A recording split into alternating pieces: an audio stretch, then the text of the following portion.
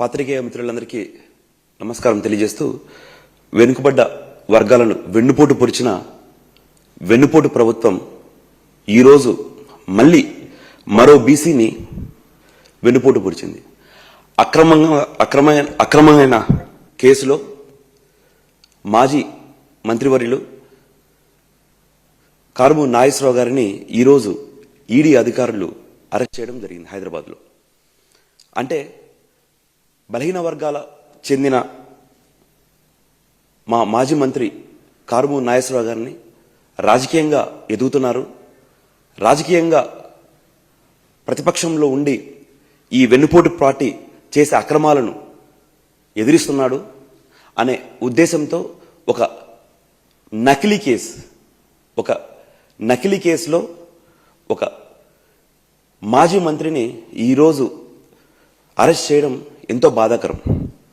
అంటే ఈ వెన్నుపోటు పార్టీ ఎలక్షన్ల ముందు వరకు బీసీలంటే వెన్నుముక్క, ఎలక్షన్ల తర్వాత బీసీలంటే ఒక వెంట్రుక ముక్క మాదిరి చూస్తూ కేవలం ఎదుగుతున్న బీసీలను కక్ష సాధింపుగా వాళ్ళపైన దొంగ కేసులు పెడుతూ వాళ్ళని జైల్లోకి పంపిస్తే బీసీలు నోరెత్తరు, ఎత్తుకోకుండా ఈ వెన్నుపోటు పార్టీ చేసే అక్రమాలను నిలదీయరు అనే ఒక ఉద్దేశంతోనే ఈరోజు మా మాజీ మంత్రివర్యులు కారుమూరి నాగేశ్వర యాదవ్ గారిని అరెస్ట్ చేయడం జరిగింది. బీసీలంటే బ్యాక్వర్డ్ క్యాస్ట్ కాదు, బ్యాక్ బోన్ క్లాస్ అని చెప్పి మా నాయకుడు వైఎస్ జగన్మోహన్ రెడ్డి గారు బీసీలకు పెద్దపీట వేస్తే ఈరోజు ఎలక్షన్ ముందు వరకు బీసీలంటే ఒక వెన్నుముక్క అని చెప్పిన పార్టీ ఎలక్షన్ల తర్వాత ఓట్లు వేయించుకొని ఒక వెంట్రుముక్క మాదిరి తీసేసి అక్రమమైన కేసులలో ఈరోజు మా పార్టీకి సంబంధించిన నాయకులందరినీ అరెస్ట్ చేయడం జరుగుతుంది.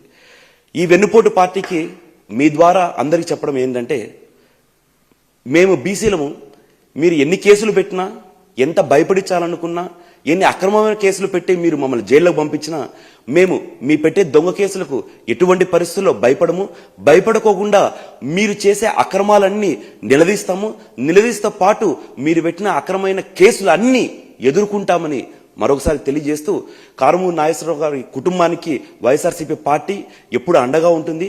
మా నాయకుడు వైఎస్ జగన్మోహన్ రెడ్డి గారు ఎప్పుడు అండగా ఉంటారు. ఖచ్చితంగా కారుమూరి నాగేశ్వరరావు గారు కావచ్చు, వాళ్ళ కొడుకు కారుమూరి సునీల్ గారు కావచ్చు, ఖచ్చితంగా ఈ కేసులో నుంచి బయటకు వస్తారని తెలియజేయడం జరుగుతుంది. అంతేకాకుండా ఈరోజు ముఖ్యంగా బీసీలందరూ గమనించవలసిన అవసరం ఎంతైనా ఉంది.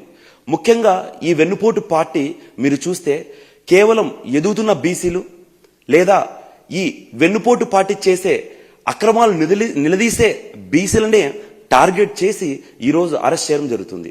మొన్నటి వరకు ఒక ఎమ్మెల్యే విరూపాక్షి గారిని కావచ్చు, లేదా మాజీ మంత్రి సెదిరి అప్పలరాజు గారు కావచ్చు, లేదా కారుమూరి సునీల్ గారు కావచ్చు, ఇట్లా చెప్పుకుంటా పోతే ప్రతి ఒక్క బీసీ అంటే నిలదీసే ఈ ప్రభుత్వాన్ని నిలదీసే ప్రతి ఒక్క బీసీని దొంగ కేసులు పెట్టి జైలుకు పంపించడం జరుగుతుంది.